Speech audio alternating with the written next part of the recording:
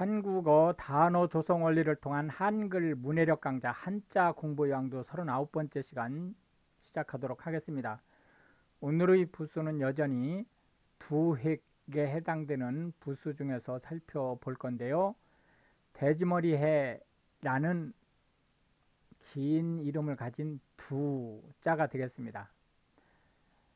이 두 자 부수를 가진 대표적인 한자들을 보면 서울을 나타내는 경, 여기서 서울이라고 하는 것은 수도를 얘기하는 말과 같죠. 돼지라는 의미의 해자가 되겠습니다. 바로 요 돼지머리 해자가 요거예요. 망하다 그런 뜻이죠. 교, 사귀다, 향, 무엇인가를 누리다 그런 의미를 가지고 있습니다. 오늘 첫 번째 글자는 경자를 살펴보도록 하겠습니다. 경이라고 하면 서울을 뜻하는 건데요. 실제 이 서울이라는 의미보다는 수도, 즉 도읍지라는 의미를 가지고 있어요. 그렇기 때문에 개경하면 개성, 고려의 수도죠. 서경하면 평양, 고구려의 수도였었죠. 이런 의미를 가지고 있다. 북경하면 중국의 수도, 동경하면 일본의 수도를 얘기하는 거죠. 해서 서울 경자를 보시겠습니다. 여기 삐쳐서 올리고 양쪽에 점을 찍으면 되겠습니다. 한 번 더 써보겠습니다. 하나, 둘, 셋, 넷, 다섯, 여섯, 일곱, 여덟 해서 총 8획이 되겠습니다. 한 번 더 써보고 단어 살펴보도록 하겠습니다. 계속 말씀드리지만 서예 시간이 아니기 때문에 예쁘게 쓰는 건 신경 쓰지 마시고 선생님하고 꼭 따라서 써주시기 바랍니다. 경자, 서울, 수도를 나타내는 경자가 되겠습니다. 경성 하면 조선시대의 수도를 얘기하는 거예요. 조선시대의 수도는 지금 현재의 서울이죠. 경기도라고 하면 조선시대에는 이 경기도가 결국은 수도를 포함하고 있는 지역이었죠. 북경은 중국의 수도, 동경은 일본의 수도, 귀경이라고 하는 것은 잠시 서울을 떠났다가 다시 서울로 돌아오는 것을 얘기합니다. 그러니까 대표적인 것으로 명절이라든지 이런 때 또는 연휴 이런 때 이제 그 휴가지로 갔다가 또는 고향으로 갔다가 서울로 돌아오는 길을 귀경이라고 한다. 밑에 보면 상경이라는 말이 있는데 이 귀경과 상경은 의미는 같습니다. 의미는 같은데 용도가 달라요. 귀경은 서울을 잠시 떠났다가 다시 돌아오는 거예요. 원래 그 본거지는 서울이죠. 상경은 원래 본거지가 서울이 아닌데 본거지를 서울로 하기 위해서 올라가는 것을 상경이라고 얘기를 합니다. 그러나 이제 현실 속에서는 꼭 본거지를 옮기기 위해서가 아니고 잠시 여행하기 위해서 올라가는 것, 무슨 볼일을 보기 위해서 올라가는 것도 상경이라고 얘기를 한다. 경향각지라고 할 때 이 경은 서울, 향은 서울 이외의 지역입니다. 이게 원래는 시골이라는 의미지만 꼭 시골이 아니라도 상관없어요. 서울 이외의 지역. 그래서 각지 그러면 모든 지역이란 뜻이니까 전국 방방곡곡이란 뜻입니다. 경인선 하면 서울과 인천을 잇는 라인을 얘기합니다. 예를 들어서 고속국도라든지 또는 열차, 궤도라든지 이런 것을 이름을 붙일 때 경인선이다 라고 얘기를 하고요. 우리나라 최초의 철도가 경인선에서 시작됐다는 거. 경부고속국도는 서울과 부산을 잇는 고속국도죠. 우리나라의 고속국도 기호는 숫자로 2개로 주어져 있는데요. 경부고속국도에 한해서는 숫자 한 자리를 씁니다. 그래서 1자로 해서 1번 고속국도가 바로 경부고속국도다. 이렇게 보시면 되겠고, 고속국도가 우리나라는 한 자리 유일하게 경부고속도로 하나가 1번을 쓰고 있고 그 나머지는 다 2자리를 쓰는데 순환고속도로는 3자리를 쓰죠.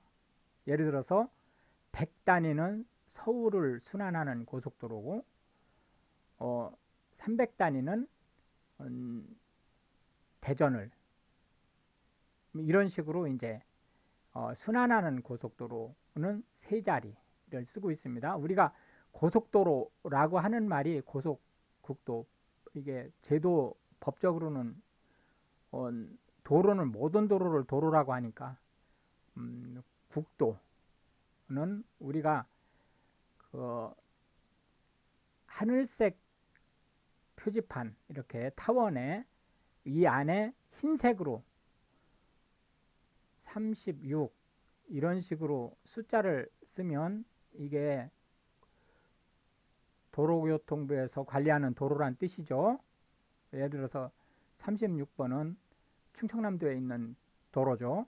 뭐 예를 들어서 이렇다는 거예요. 그리고 이제 이렇게 꼭 그 왕관 같은 모양, 이런 왕관 같은 모양의 뭐 15 이런 식으로 이제 숫자가 쓰여져 있으면 지금 서해안고속도로를 15번이라고 하죠. 이렇게 고속국도 번호를 우리가 이제 가지고 있고, 참고로 지방도로는 이렇게 노란색 네모칸 안에 611번 이런 식으로 600은 충청남도 번호입니다. 이제 이런 식으로 이제 번호를 부여를 하고 있죠. 경성제국대학은 지금 현재의 서울대학교 전신입니다. 일본 제국, 그래서 제국대학이죠. 일본 제국에서 그 식민화를 위한 엘리트 양성을 위해서 만들었던 대학이죠. 전 노무현 대통령이 서울대학을 없애고 싶어 했었던 아마 가장 큰 이유가 여기 있지 않을까 생각합니다. 그 다음에 덕자를 한번 보겠습니다. 덕자는 원래 이제 큰 덕이라고 얘기를 하는데요. 여기서 크다라고 하는 것은 big, large 이런 뜻이라기보다는 그릇이 크다라는 의미입니다.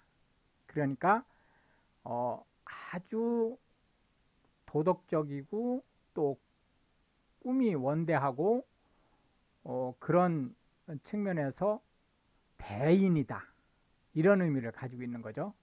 해서 큰 덕이라고 이름을 붙였습니다. 한 번 더 써보겠습니다. 하나, 둘, 셋, 넷, 다섯, 여섯, 일곱, 여덟, 아홉, 열, 열하나, 열둘, 열셋, 열넷, 열다섯, 총 15획에 해당하는 글자다라고 하는 것을 볼 수가 있겠습니다. 이게 지금 두 사람 인변이죠. 요 밑에가 사람 인자니까 삐침이 2개가 있다 해서 두 사람 인변이라고 얘기를 합니다. 어쨌든 이제 덕자를 큰 덕이라고 보시면 되겠습니다. 덕망 있다 그런 의미의 덕자입니다. 도덕은 사람이 짐승과 달리 마땅히 따라야 할 양심적 규율이 있죠.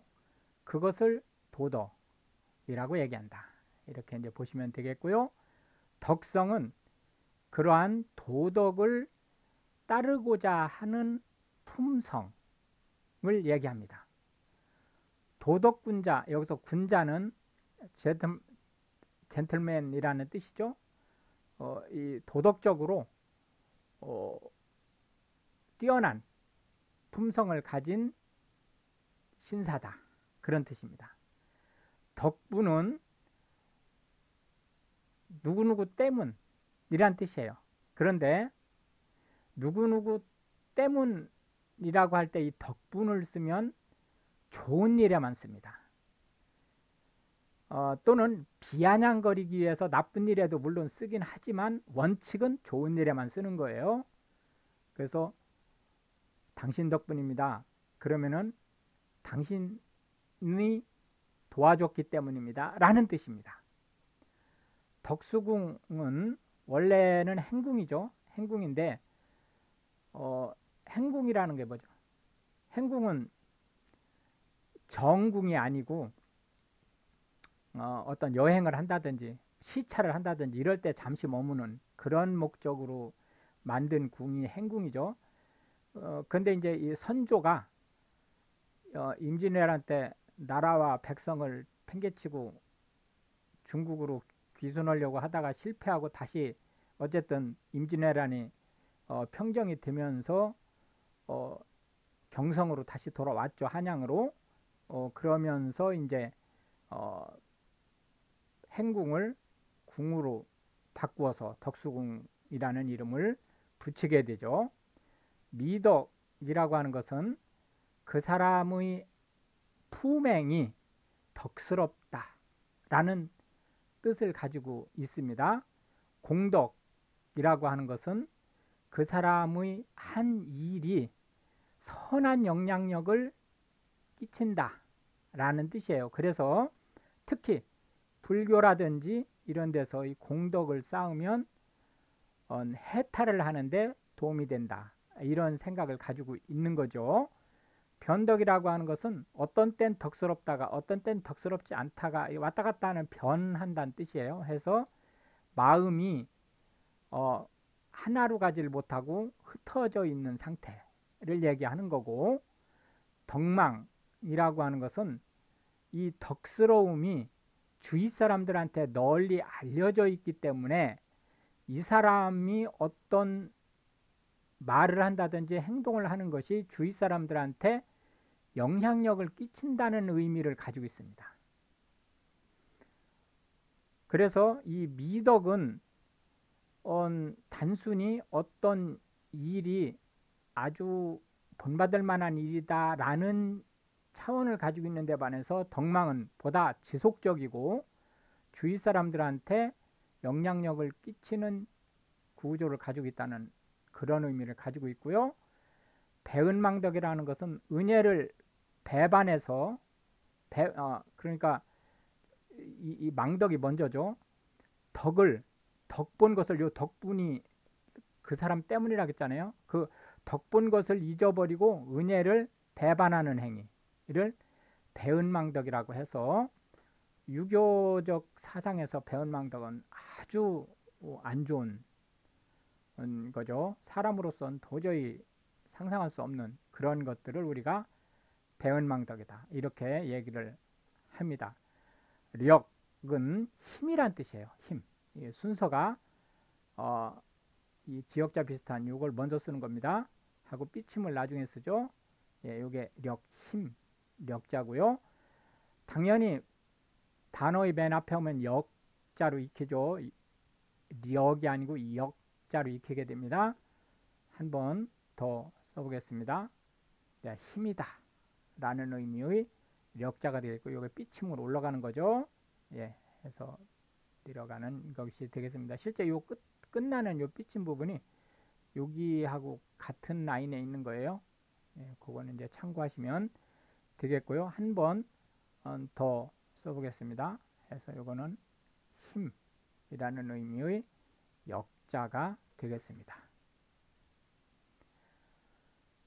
능력이라고 하는 것은 어떤 일을 수행할 힘이 있다 라는 뜻이고요. 노력이라고 하는 것은 어떤 일을 이루기 위해서 최선을 다한다 라는 뜻을 가지고 있어요. 뭐 최선까지는 아니라도 하여튼 힘을 쏟는다. 권력이라고 하는 것은 법, 제도 차원에서 다른 사람들한테 강제력을 행할 수 있는 힘을 권력이라고 얘기를 하는 거고, 폭력은 이런 법적인 권력이 아닌 상태의 물리적인 힘을 쓰는 걸 폭력이라고 그래요. 예를 들어서 군인도 폭력을 쓰는 거죠. 경찰도 폭력을 쓰는 거예요. 그런데 군인이나 경찰이 쓰는 폭력을 왜 폭력이라고 하지 않느냐? 그거는 권력에 의해서 뒷받침되지기 때문에 그렇다. 동력이라고 하는 것은 어떤 힘의 근원이에요. 그래서 우리가 발동기, 엔진이라고 그러죠. 발동기에 의해서 차가 굴러가는 힘이 발생된다. 문해력이라고 하는 것은 지금 우리가 이 프로그램이 문해력 향상 프로그램이죠. 문장을 해석하는 능력이에요.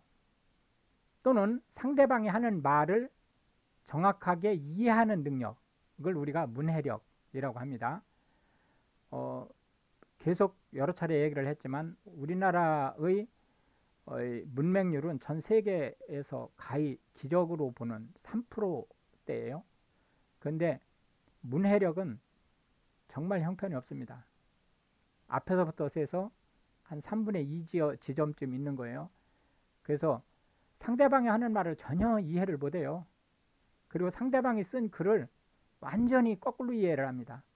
상대방은 동쪽으로 가자고 썼는데 나는 서쪽으로 가자고 이해하는 그런 사이를 우리가 살고 있어요. 매력이라고 하는 것은 끌리는 힘이에요. 그것도 좋게 끌리는 겁니다. 나쁘게 끌리는 게 아니고. 실력이라고 하는 것은 이 능력과 실력이 사실상 같은 말로 쓰입니다. 그런데 능력은 보다 근본적인 타고난 탤런트적인 측면을 갖는 데 반해서 실력은 스퀘어, 즉 다듬은 힘을 얘기하는 겁니다. 협력이라고 하는 것은 상호 도와서 무슨 일을 함께 하는 것을 얘기하는 거고요. 역동적이라고 하는 것은 아주 활동적이고 힘이 넘치는 그러한 상태를 얘기합니다. 이렇게 해서 이제 오늘도 우리는 세 개의 한자와 하나의 부수 그리고 각 글자에 대한 10개씩의 현대 한국어에서 흔히 쓰이는 단어들을 살펴보았는데요. 문해력 향상에 도움이 되고 특히 외국인으로서 한국어를 배우시는 분들에게 한글 단어 조성이 아무렇게나 되는 것이 아니고 대단히 긴밀한 유기적인 어떤 그 관계 속에서 이루어진다는 거. 그래서 보다 정확한 한글 단어의 뜻을 이해하시는데 크게 도움이 되시기를 바라겠습니다. 시청해 주셔서 감사하고요. Pray for Ukraine. Thank you.